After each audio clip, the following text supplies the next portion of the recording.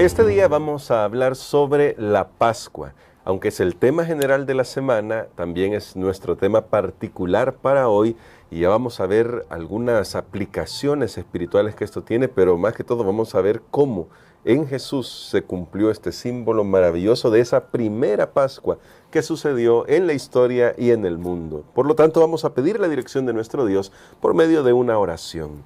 Bondadoso Padre, cuando estudiamos tu palabra y estudiamos este relato de la Pascua, muchas veces nos desconcierta el tema de los sacrificios, pero ayúdanos a comprenderlo de tal manera que podamos mirar a Jesús en este símbolo que tú dejaste para el pueblo judío y que luego se transformaría con la primera venida de nuestro Maestro y Señor y Salvador.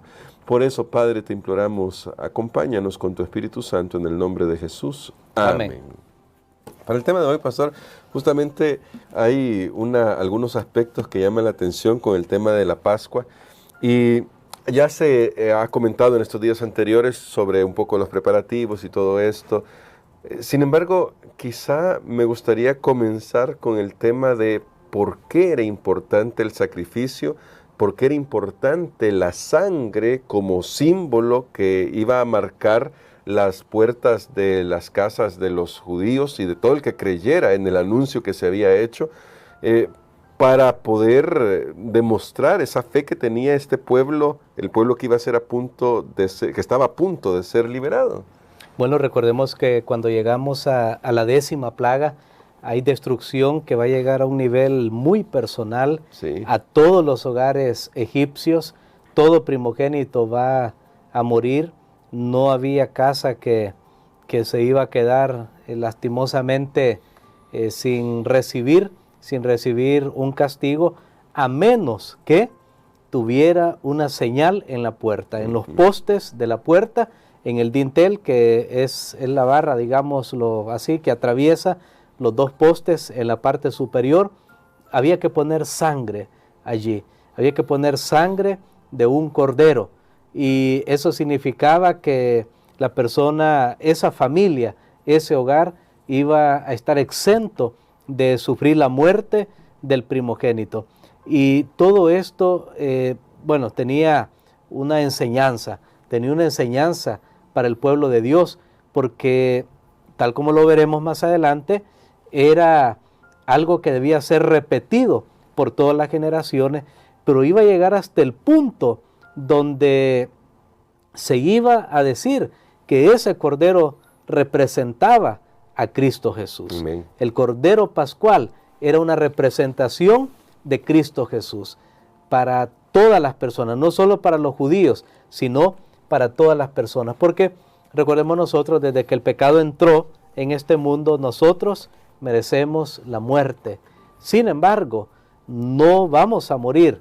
¿Por qué razón? Para aquellos que ponen su fe en Cristo Jesús, porque habíamos dicho esta semana que todo este tema de la Pascua y todas las instrucciones que Dios dio llevaban tanto la fe como la obediencia, porque sí, había de creer en Dios. Bueno, por hacer esto, Dios nos va a liberar. No había nada realmente que amparara a esa liberación. Sacrificar un cordero, derramar sangre y ponerlo en la puerta, comer la carne de ese cordero, comer unos panes sin levadura, no había nada.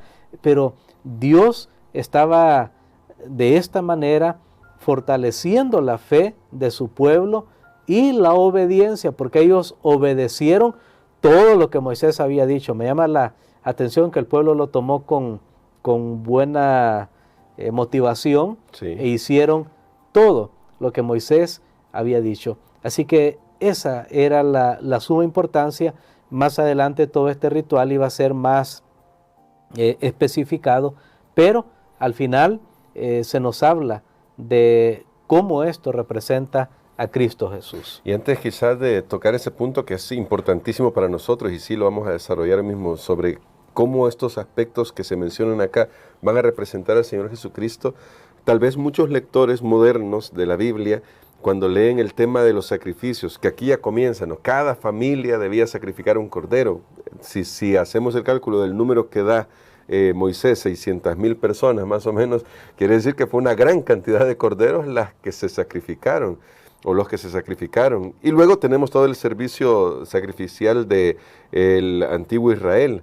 Muchos seguramente se desconciertan y quizás llegan a preguntar, pero si ellos hacían sacrificios igual que lo hacían las naciones paganas, ¿cuál era la diferencia? ¿En qué se diferenciaba el sacrificio de este cordero, el cordero pascual, de cualquier otro sacrificio que pudiera ofrecer cualquier persona a cualquier otro Dios? Bueno, es que estos sacrificios no eran en el concepto que lo hacían los paganos lo hacían como una provisión para sus dioses, otros lo hacían para aplacar la ira de sus dioses, pero en este caso es Dios quien provee. Recordemos la historia de Abraham, aquel sacrificio que Dios le había pedido de su hijo Isaac, pero finalmente Dios proveyó un carnero para el sacrificio.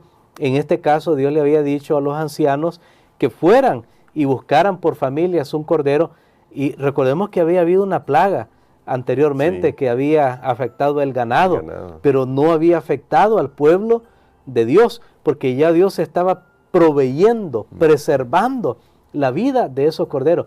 Y yo me imagino, hermano Gerson, claro, Dios que tiene todo el control, conoce todo, absolutamente. Yo imagino que Dios ya sabía cuántas familias eran. Bueno, usted dio un dato, al final puede llegar a ser hasta 2 millones de personas, claro, o probablemente más, pero por familias uno ve, es una cantidad grande, enorme de animales, pero los encontraron. ¿Y por qué los encontraron? Porque Dios había hecho esa provisión, porque nadie debía quedarse excluido que tuviera la fe y la obediencia para participar del plan de Dios. Incluso algunos egipcios, cuando escucharon esto y se dieron cuenta y comenzaron a ver algo inusual, ¿verdad? Los hebreos por ahí en su tierra, todo mundo interesado, agarrando un cordero. Bueno, ¿y qué están haciendo y por qué? Y más de alguno que había entrado en confianza y que era dócil para recibir instrucción de Dios, me imagino que le dijeron, y él dijo, bueno, voy a probar, no pierdo nada con probar. Así que también participaron de esto, y si la sangre estaba en los postes de la puerta, entonces, y en el dintel, esa casa iba a ser preservada de la destrucción. Aquí Dios nos da un mensaje: no hacemos nosotros sacrificios para proveer ni para apaciguar, sino como gratitud, porque Dios ya proveyó, y hay una amplia provisión para todos los seres humanos. Todo el que invoque el nombre del Señor Jesús será salvo. Amén, y justamente en eso quiero ahora concentrarme, pastor, para preguntarle, las características que se dan para el cordero, que debía ser sin defecto, así como otras características dentro del ritual de la Pascua, de esa primera Pascua, que luego decimos ritual porque se repetiría, pero de esta cena pascual que hubo esa primera vez, y se habla del pan sin levadura.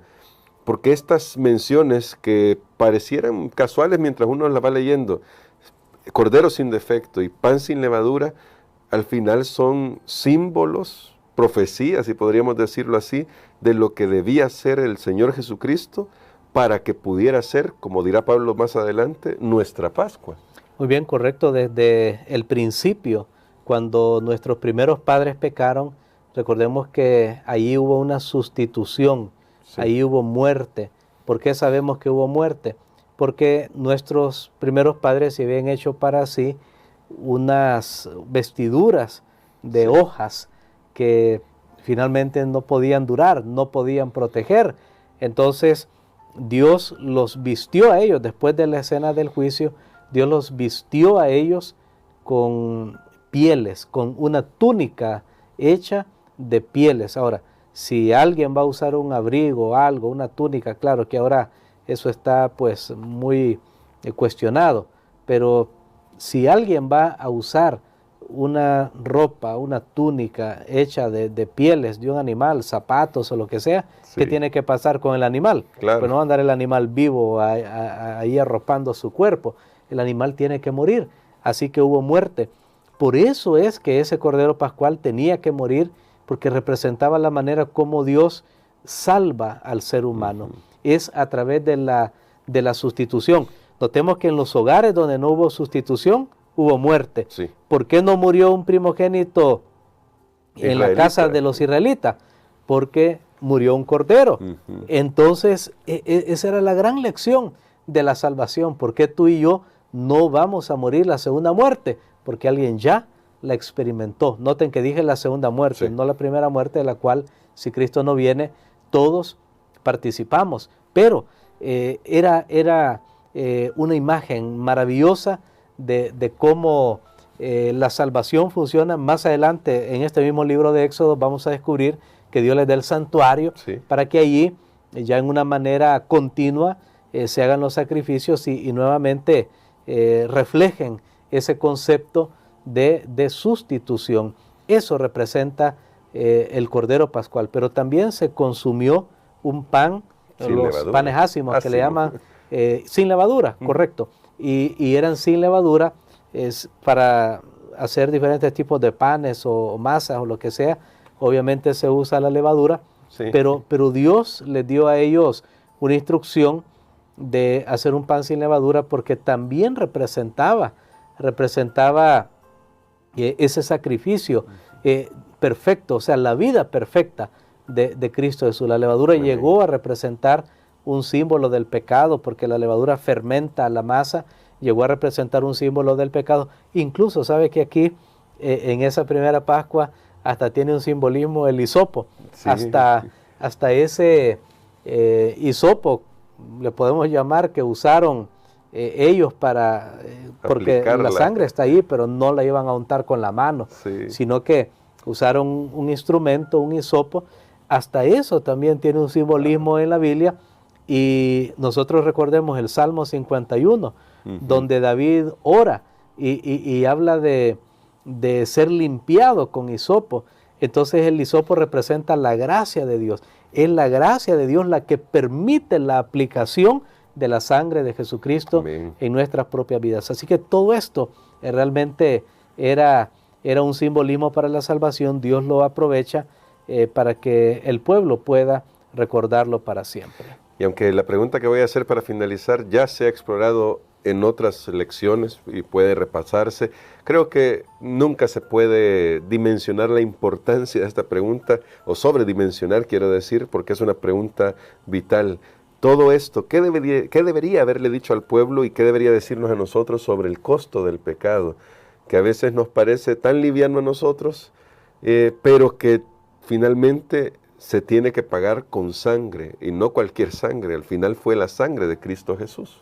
Bueno, el pecado es un intruso en el universo de Dios, es inexplicable cómo fue que surgió en un ambiente perfecto, en un ser perfecto, porque surgió en el cielo, en un ser que estaba lleno de luz. No vamos a entender eso, sin embargo, tiene consecuencias. Lo que sí entendemos muy bien, que el pecado tiene consecuencias, y que no había otra manera de poder expiar la culpa del ser humano, porque Dios quiso salvar al ser humano. Aún antes de que el pecado entrara en este mundo, Dios había hecho ya un plan, una provisión, y entonces no hay otra manera de expiar la culpa del ser humano que a través de un sacrificio perfecto, y el único que podía proveer ese sacrificio perfecto era Cristo Jesús. Para aquellos que piensan que la ley puede hacerse a un lado fácilmente, que simplemente pues eliminemos la ley, así ya no tenemos culpa. No se podía, porque la ley era un reflejo, y sigue siendo un reflejo del carácter de Dios, que es amor. Entonces eliminar la ley es eliminar los principios sobre los cuales este universo está fundado, está establecido, y no había otra manera, no había otro remedio. Nuestra salvación ha costado muchísimo, ha costado la vida perfecta, la vida pura, la vida del unigénito Hijo de Dios, que nos amó y que se entregó a sí mismo por nosotros. Creo que tenemos que estar muy agradecidos realmente por lo que Dios ha hecho por nosotros. Nosotros no podríamos hacerlo por nosotros mismos, porque no nos alcanza para esa vida perfecta. Mire, todo en esa Pascua representaba tanto a Jesús, que incluso el momento en que esa en que esa Pascua se celebraba más adelante. Bueno, en la primera noche fue una cena al caer la tarde, al caer la noche, y luego las especificaciones que hay en la Biblia para la celebración de la Pascua eran entre las 2 tardes, se decía. Y Jesús murió específicamente también a la hora 9. Él murió en la tarde, justo cuando estaba por ser sacrificado el Cordero Pascual. Jesús estaba en una cruz para morir por nosotros. Sí, amigos, la salvación se ha hecho a un costo tan grande. Por eso es que la pregunta resuena en nuestros oídos del apóstol en el libro a los Hebreos, y dice: ¿cómo vamos a desperdiciar una salvación tan grande? No hay otra manera en que podamos ser salvos, y pagar los pecados requiere precisamente la muerte del pecador. Entonces, si alguien dice: no, yo los pago y no quiero que Jesús me los pague, bueno, tristemente es llegar a la extinción total sin ninguna esperanza. Pero tenemos esperanza, y esa esperanza es nuestro Señor Jesucristo. Y quisiera, Pastor, que orara por nosotros por eso, para que nuestro corazón sea enternecido por el Espíritu Santo al escuchar este maravilloso mensaje de que en Jesús tenemos verdadera liberación y verdadero perdón, tenemos paz para con Dios, dirá Pablo, y eso nos permitirá vivir una mejor vida aquí en preparación a estar con Él por toda la eternidad. Amén. Padre, gracias te damos, Señor, nuevamente, porque tú nos has amado tanto. Tú has provisto todo lo necesario para nuestra salvación. Y aunque nosotros debemos hacer algo, que es creer, tú, Señor, nos das aún la fuerza para poder creer. Has puesto una medida de fe en cada uno. Padre, hoy pedimos nuevamente que ayudes a cada uno de los que estamos participando de este programa para creer en el único nombre que puede salvar, en el nombre de Jesucristo. Amén. Lo pedimos en ese nombre precioso. Amén. Amén.